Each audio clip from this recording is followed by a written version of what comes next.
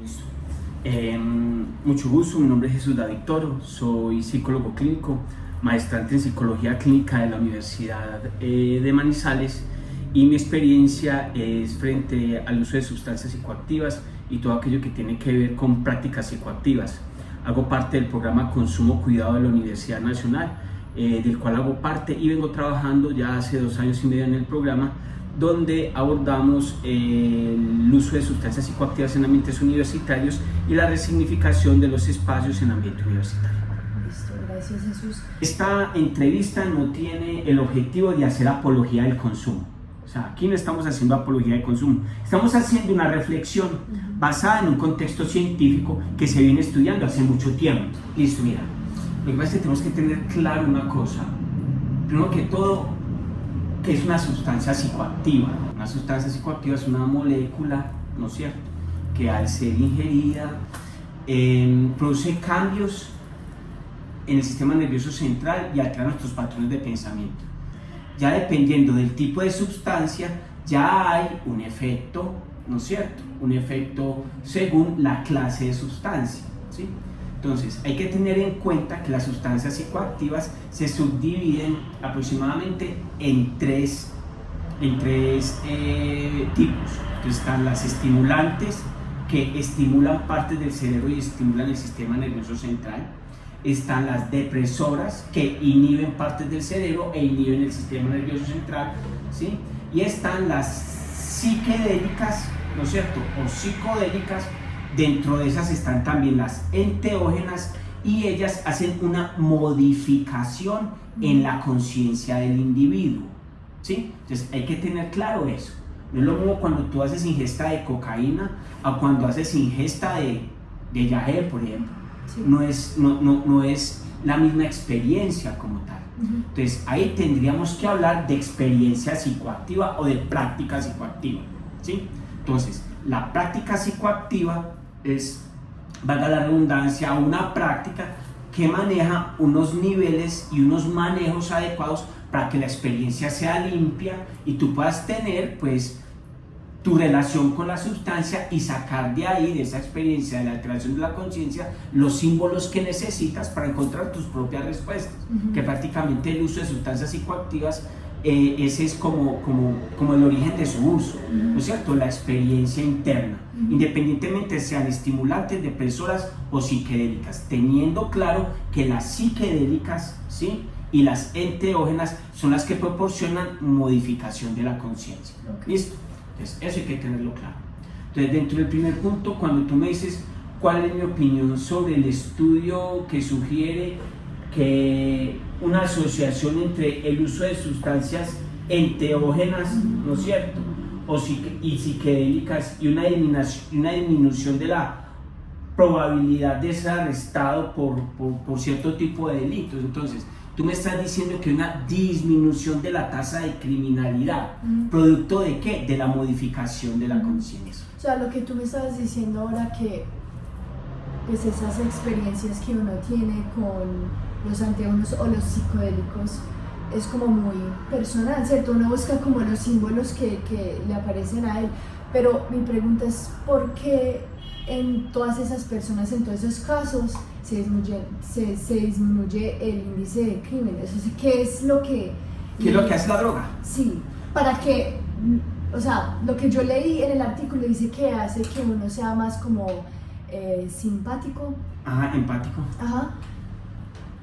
Si me puedes hablar más. Listo. De eso. Ok, entonces, volvemos a este principio. Cuando tú usas o tienes una relación con un psiquedélico y un enteógeno, los dos se pueden como amalgamar, aunque hay una división entre ellos.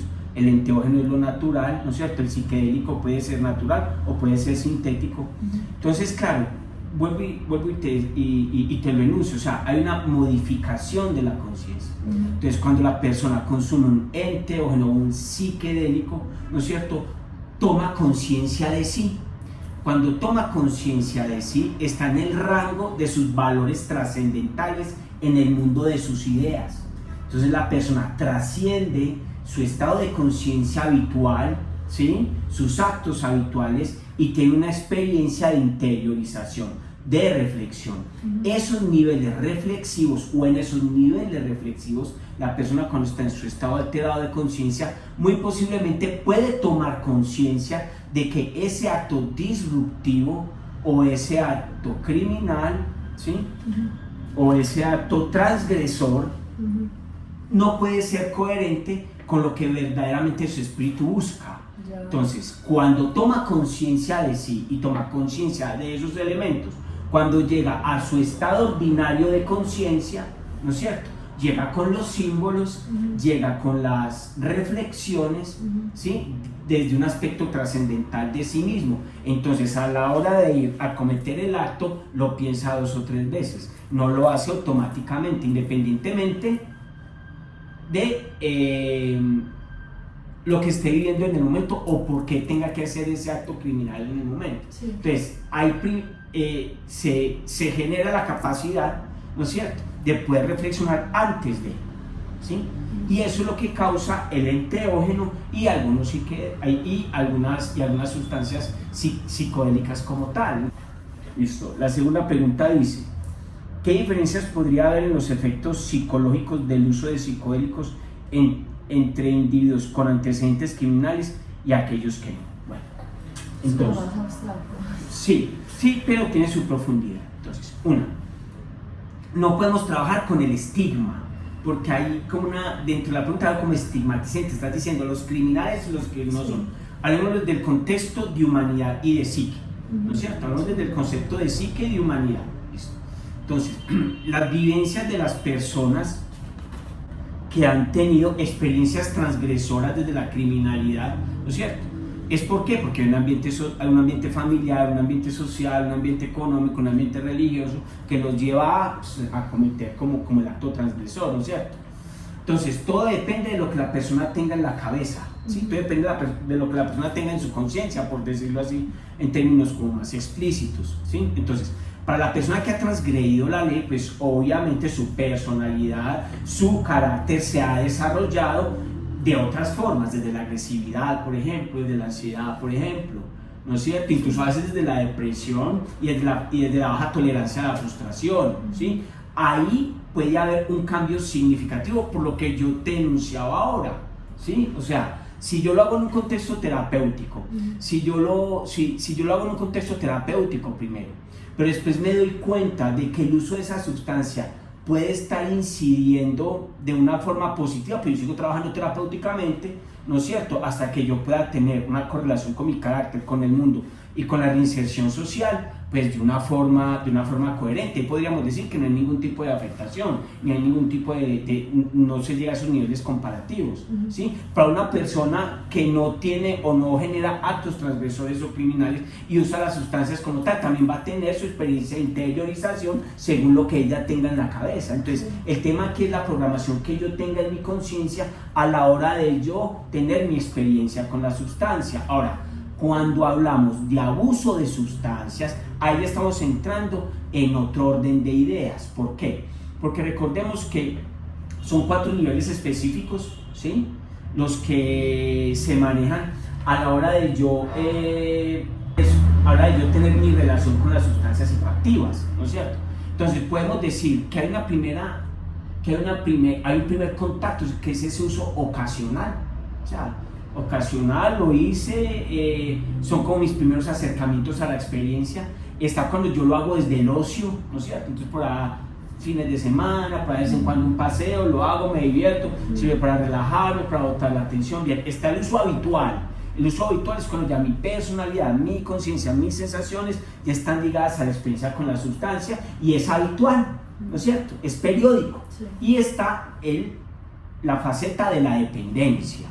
Entonces, entre la fase habitual y la fase de la dependencia hay una línea muy mínima, que si yo no tengo claro los límites frente a ellos, sí puedo pasar a una faceta de dependencia. Entonces, trasladándolo a tu pregunta, si la persona que delinque o el delincuente como tal, o persona transgresora de la ley, está pasando por una faceta de abuso como tal, ahí hay que trabajar terapéuticamente, ¿sí? Porque sí se puede agravar el espectro de la dependencia y se puede caer en un trastorno como tal, ¿no ¿no es cierto? Si es que no hay un trastorno de base, que primero habríamos que mirar si la persona tiene un antecedente patológico de base, ya sea de la ansiedad, desde la depresión, trastorno de la personalidad, que son como los que más están habituados, la bipolaridad también entra ahí un poquito frente a los trastornos que más se correlacionan con las personas que tienen faceta de dependencia o de abuso de sustancias. Entonces tendríamos que mirar si hay patología de base. Si no hay patología de base, entonces hay que tener cuidado y si hay abuso, entonces hay que trabajar terapéuticamente pues por salir del episodio de abuso y en lo más posible que la persona pueda mutar o pueda pasar a otro tipo de experiencias con las sustancias psicoactivas hasta que llegue a las de menor rango, donde le puedan ocasionar menos daño, por decirlo así entre comillas. Porque cuando hablamos de enteógenos, por ejemplo, no estamos hablando de sustancias adictivas, por ejemplo. Con el enteógeno tú no generas adicción. Sí. ¿Cómo si lo puedes hacer con estimulante como la cocaína? En unos 6 meses te puedes volver adicto a la cocaína, ¿no es cierto? Entonces, todo eso hay que tenerlo en cuenta a la hora de yo hacer mi reflexión frente al fenómeno del uso de sustancias como tal. Entonces, en el caso particular de la pregunta, donde se hace la comparación entre individuos con antecedentes criminales y aquellos que no lo tienen, depende de lo que yo tenga en la cabeza. Depende ¿sí? de cada persona. Claro, depende de cada persona, es muy individual. Ahora, ejemplo, si yo soy un atracador de bancos, un ejemplo, ¿sí? Y me meto mi LSD para estudiar y hacer el daño, ¿no es cierto? Me meto en el vuelo y puedo llegar a un punto de modificar mi conciencia, donde incluso esa sustancia me puede ayudar a yo ejecutar bien el plan. ¿No es cierto? Pues no pasa la mayoría de las veces, sí, eso es más de película, pero puede pasar, está dentro del espectro, ¿no es cierto? Entonces, es con el fin cual yo utilice la sustancia. Sí, como la intención. Exacto, la intención es fundamental, lo acabo de decir, la intención es fundamental. Entonces, todo se basa en la intencionalidad. Entonces, la sustancia no va a decir, es que usted es criminal, un atracador, yo le voy a operar de la siguiente manera, no, la sustancia, no, porque no es la sustancia, son las personas, ¿sí? Hay un estigma frente a la sustancia, que ya hay un discurso de ello frente al nuevo cambio de paradigma, frente a la nueva ley de drogas en Colombia, y a nivel mundial eso se está replanteando. La Organización Mundial de la Salud ya se está replanteando eso. Hace mucho rato se está replanteando el tema de las sustancias psicoactivas. Pero entonces, a ver, un punto principal con la correlación es que altera la conciencia. Total, hay una alteración de la conciencia. Okay. Y es como yo maneje esa alteración de la conciencia, que se llaman estados holiotrópicos, en palabras de Stanislav Grof, ¿no es cierto? Que son estados que rebasan mi estado de conciencia ordinario, donde yo por impulso voy a rescatar esos símbolos de mi identidad trascendental para poder configurarlos conscientemente en mi personalidad, aunque ya los tenemos adentro, están ahí, ¿no es cierto?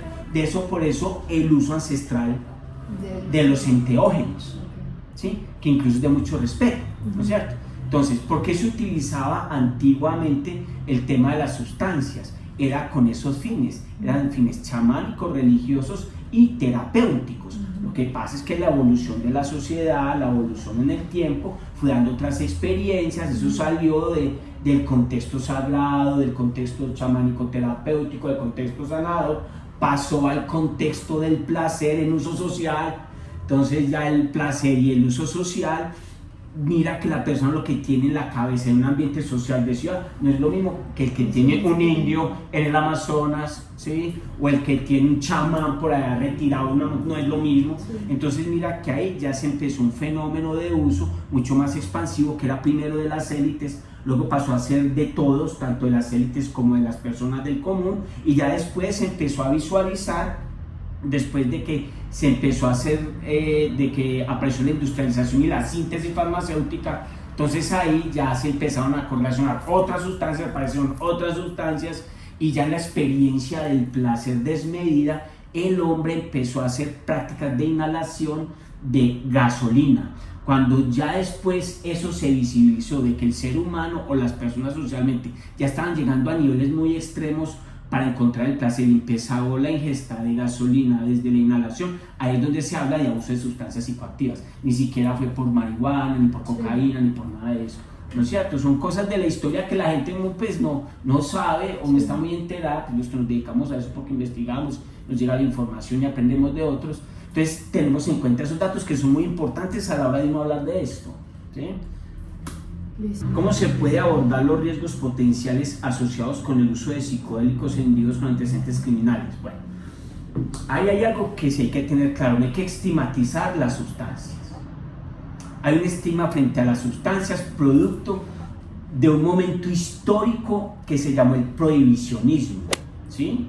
El prohibicionismo salió desde las leyes que el presidente Nixon en el año de los 70, por allá 80, como por allá, como por esa etapa de tiempo, impuso a las sustancias producto de que las personas no querían ir a la Segunda Guerra Mundial, ¿sí? Entonces, ese fenómeno revolucionario se contrastó con el uso de sustancias psicoactivas. Ahí es donde viene entonces el tema de la psicodelia, el hipismo, no a la guerra, ¿sí? Entonces, ¿qué dijo Nixon? No, yo necesito mandar gente para la guerra, pues esta gente no se quiere enlistar. Entonces, ¿qué voy a hacer? Aquí hay un fenómeno en común, el uso de la marihuana, de las sustancias psicoactivas, no, cojámoslos por ahí, sustancias psicoactivas, prohibicionismo. Entonces las sustancias psicoactivas entraron a una lista, ¿no es cierto? De que son súper peligrosas. Exacto, de que son súper peligrosas, en fin, Entonces ahí ya viene un estigma frente a la sustancia, ¿sí? Pero ese estigma fue impuesto desde un orden político, no desde la salud mental, ojo. Porque desde los años 50 se venía trabajando terapéuticamente con el éxtasis y con el LSD, ¿sí? Ya después, cuando el éxtasis y el LSD salió del consultorio de lo terapéutico y pasó al orden social, ahí ya empezó a haber, ¿no es cierto? Pues obviamente por las experiencias sociales y nocturnas y de desinhibición empezaron a tener otro contexto. Entonces ahí ya también hubo como un abuso como tal, ¿no es cierto? En los años 80 con el éxtasis, por ejemplo, que el éxtasis no estaba dentro de la lista, pero después de que se visualizó pues, como cierto tipo de problemas sociales y de orden de salud mental, entonces ya entró a la lista, ¿no es cierto? Pero como tal, no es la sustancia, es la persona como tal, el ambiente como tal, la práctica psicoactiva como tal, ¿no es cierto? Ahora, hago una puntuación. Si esa persona, ese delincuente está en faceta de abuso y tiene una patología de base, si yo voy a trabajar la patología de base con enteógenos, por ejemplo, desde un marco clínico, ¿sí? Entonces está el psiquiatra, está el psicólogo, está el sociólogo, está el antropólogo, hay una habitación con todos los suministros, con todo, y vamos a trabajar terapéuticamente contigo. Eso es una cosa.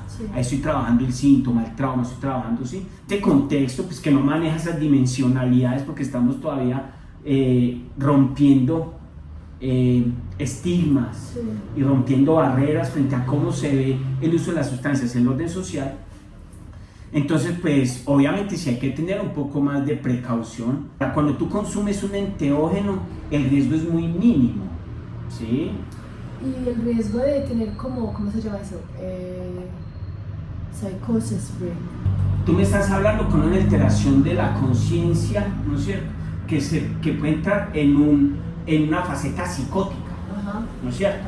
Entonces, cuando hablamos de psiquedélicos o cuando hablamos de enteógenos, pero tu pregunta más asociado a lo enteógeno, que es lo natural, ¿no es cierto?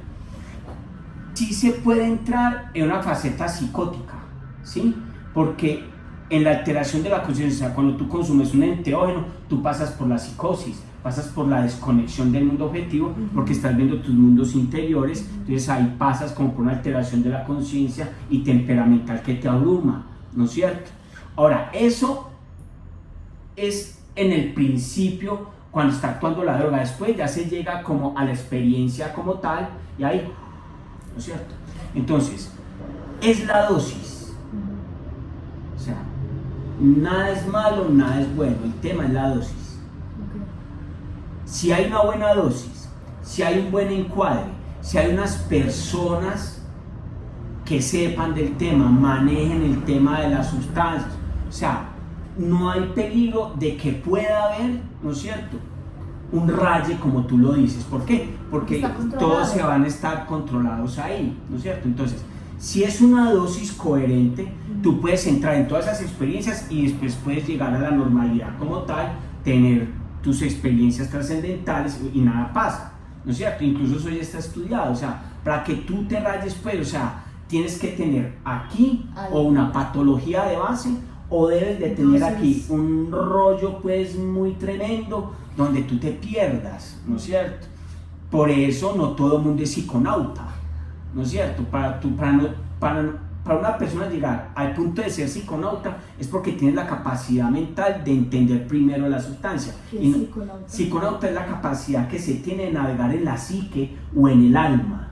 Okay. Entonces esto depende de lo que tengas en la cabeza, ¿no es cierto? Y obviamente una cosa es hacerlo en un contexto, con una práctica psicoactiva, en unos límites coherentes, a hacerlo de una forma libre y responsable sin investigar. Porque ¿dónde está el tema? Las personas, la mayoría de las personas no se basan en la precaución, que las sustancias psicoactivas como tal operan diferente en todos los organismos. Entonces puede ser que para ti un viaje con hongo sea bueno y sea chévere, mientras que para mí yo tenga que pasar por unos estados de alteración de la conciencia, donde puede venir o la depresión, o puede venir la melancolía, o puede venir la irritabilidad mientras paso los umbrales para poder llegar a donde necesito llegar. Entonces para mí es un poco de pronto más complejo yo entender esos estados, ¿no es cierto? Entonces a todo mundo no impacta de igual manera la sustancia. Segundo, el tipo de sustancia y que sea una sustancia pura. Entre más pura sea la sustancia, mi experiencia va a ser mejor, ¿no es cierto? Que ese es el problema que tenemos ahora con los sintéticos y los comprimidos y los polvos, ¿sí? Por ejemplo, el TUSI. Eso es un tema complejísimo y es complejo. Es complejo. Ya desde la salud mental hay una alta peligrosidad, porque es una mezcla de sustancias que las hace cualquiera que se creyó, no sé, neonarco, se creyó un ingeniero químico, y empezó ahí, resulta que lo que mezcló de pronto le da como una alteración de la conciencia, pero no sabe los efectos que pueda estar haciendo en el cerebro. Entonces, vuelvo y soy insistente, la práctica psicoactiva debe estar: 1, ¿qué tengo en la cabeza? 2, el encuadre. 3, el tipo de sustancia. Y 4, que yo pueda estar en un ambiente estable y tranquilo, para poder tener una buena experiencia y tener un fin. Y basándonos en eso, o sea, lo que yo es que lo veo muy complejo usar terapias de psicodélicos, porque hay muchos factores que tienen que controlar. Y pues también, no sé, siento un delincuente cuando le digan, es que le vamos a hacer una terapia con hongos, él no lo va a ver como es como de hacer el trabajo interno, sino que, voy a estar trip.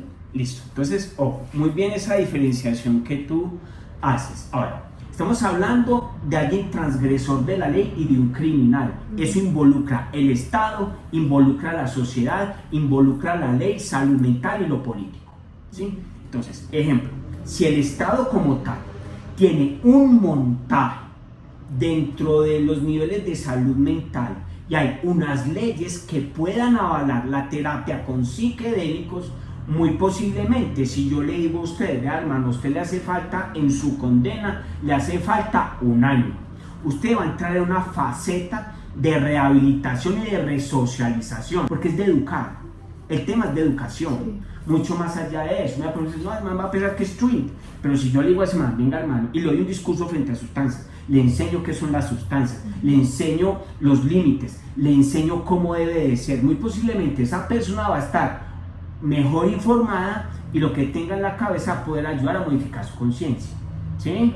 Ahora, podemos ver que en Colombia pues estamos hablando como de un nivel casi utópico, ¿sí? Pero si se puede llegar a esos niveles, muy posiblemente puede ser beneficioso. ¿Pero tú crees que podríamos llegar a ese punto? Sí, claro, tenemos toda la capacidad. Ahora, si lo hablamos desde el contexto colombiano, es una cosa. Si lo hablamos en Suiza, donde ya hay clínicas donde experimentan con LSD, es diferente. O sea, si nos vamos para Europa, que nos tiene más ventaja desde España, desde Suiza, ¿no es cierto? Incluso en los Estados Unidos de Norteamérica, ¿no es cierto? Yo pienso que en Colombia sí puede haber avance, y de hecho ya hay muchos estudios en Colombia frente a lo terapéutico y frente a lo enteógeno y psicodélico desde lo terapéutico. O sea, frente a eso hay. Ahora, la ley es la que no avala, ¿no es cierto? La ley es la que no avala, entonces exacto, lo que falta. Entonces yo pienso que es un tema de estado de ley, de salud mental, ¿sí? Pero si se puede llegar hasta allá, pienso incluso que los índices de adicción y los índices de salud mental en su contexto negativo pues van a bajar demasiado, ¿sí? Pero sí terapéuticamente se ha evidenciado de que a través de las sustancias psicoactivas se alivia la ansiedad, se alivia la depresión, cierto tipo de trastornos y trabajo terapéutico ayudan demasiado y las personas tienen ya sus sesiones y listo, y les va bien, ¿sí? ¿Sí? Y eso entonces ahora, frente a la pregunta que tú me haces, volvemos a lo mismo, todo depende de la persona y de su avance terapéutico. O sea, depende de cada persona. Depende de cada persona. Ahora, ejemplo, vamos a colocar un ejemplo aquí. Yo estoy trabajando mi ansiedad, ¿no es cierto? Y estoy trabajando terapéuticamente con ella, ¿no es cierto? Porque eso también muchas veces se hace. Que esté o no esté avalado es otra cosa, pero sí se hace. Y de hecho ahorita eso es muy de ahora. Terapias con microdosis, por ejemplo. Las microdosis. Y no estamos hablando de que las microdosis nos van a efectuar o nos van a dar un estado alterado de conciencia, porque las microdosis están por debajo del umbral holotrópico o de alteración de la conciencia, entonces como si te tomaras una vitamina, sí. O sea, ¿sí? Pero cuando hacemos ya una toma, ¿no es cierto?, donde ya es un poco más trascendental, o una toma chamánica, como le dicen en lo popular, pues es bueno esperar siquiera, o sea, dependiendo, porque si yo tengo mi experiencia, trabajé terapéuticamente y estoy teniendo avances, pues muy posiblemente yo no pueda necesitar otra toma. Hasta que uno diga que ya... Exactamente. Que ya. Y eso lo va sintiendo uno y el terapeuta tiene que reconocerlo y ayudarle a evidenciárselo al paciente. Okay. Ven, yo miro, ya va la segunda toma en un trimestre, por ejemplo, y yo pienso que yo pienso que debemos de cesar, ¿no es cierto?, el uso de psicoactivos y más bien desde lo terapéutico empezamos a trabajar,